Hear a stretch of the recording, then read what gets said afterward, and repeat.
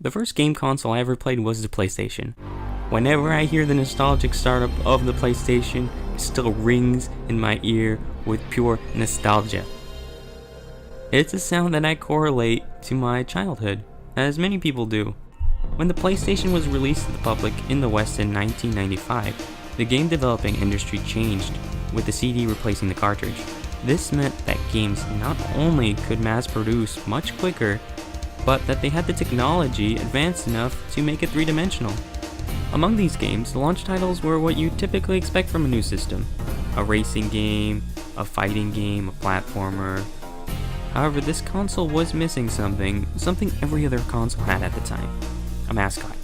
I mean, look at Nintendo, boom, you got Plumber. Sega, what about you? You got Hedgehog. Hey, PlayStation, what about you, huh?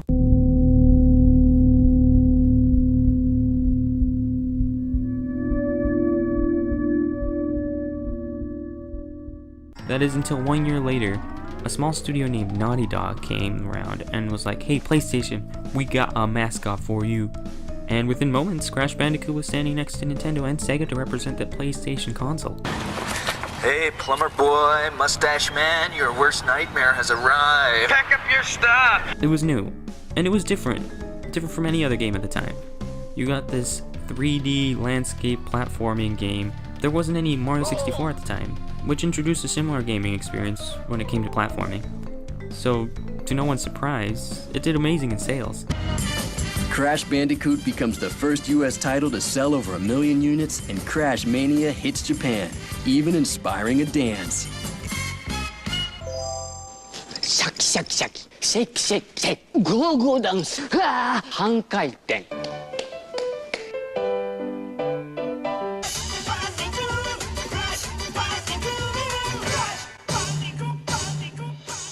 It's no surprise that Crash is one of the most beloved gaming icons today.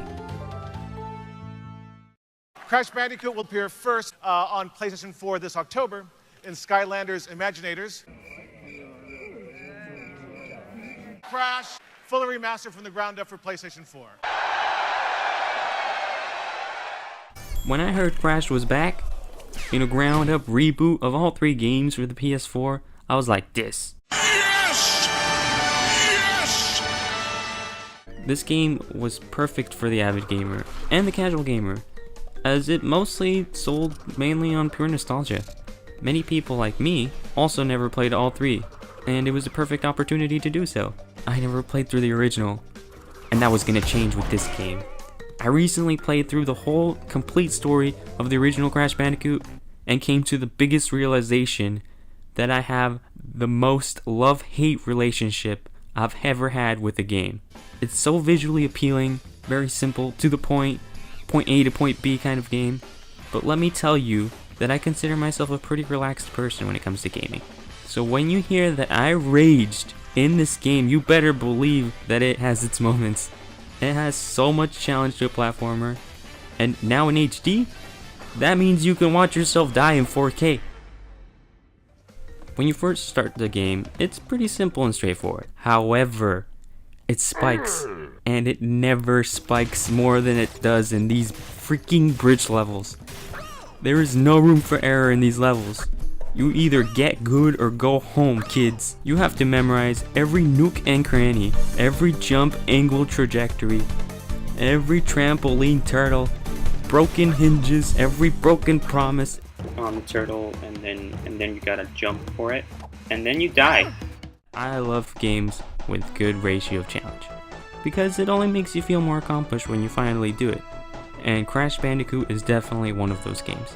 I get a sigh of relief every single time I beat the level, and that makes it that much more enjoyable in my opinion. Even Crash is like, yeah, let's not do that again please. I give Crash Bandicoot 8 out of